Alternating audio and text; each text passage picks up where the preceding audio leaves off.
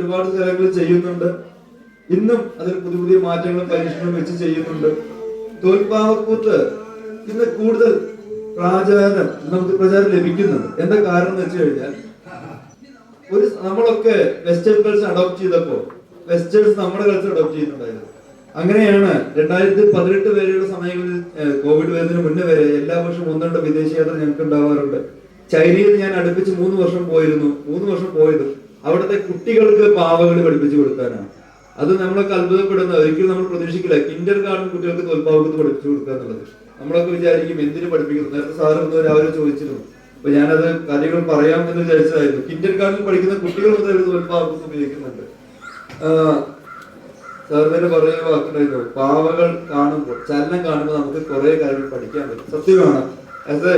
ഞാൻ ഇതിന്റെ കൂടെ ഗ്രാജുവേഷൻ കഴിഞ്ഞ് MSW സൈക്കാട്രിക് കൗൺസിലിംഗിലാണ്. അപ്പോൾ ഞങ്ങളുടെ തന്നെ ഒരു റിസർച്ച് തീസിസ് ഇതായിരുന്നു, പാവകളുടെ ചലനവുമായി കുട്ടികൾക്ക് എന്തൊക്കെ യൂസ്, അല്ലെങ്കിൽ അവർക്ക് അത് എങ്ങനെ അവരുടെ മോട്ടോർ സ്കിൽ ഡെവലപ്മെന്റ് യൂസ് ചെയ്യാൻ പറ്റും. So behaviour change, observation, listening, motor skill development, ഓരോ ഭാഗങ്ങളിലും തോൽപ്പാവക്കൂത്ത് അല്ലെങ്കിൽ പാവകളിൽ യൂസ് ചെയ്യുന്നു. ഒരു മൃഗത്തെ നോക്കി വരാൻ പറഞ്ഞ മുയലിന്റെ പാവ ഉണ്ടാക്കാൻ പറയും.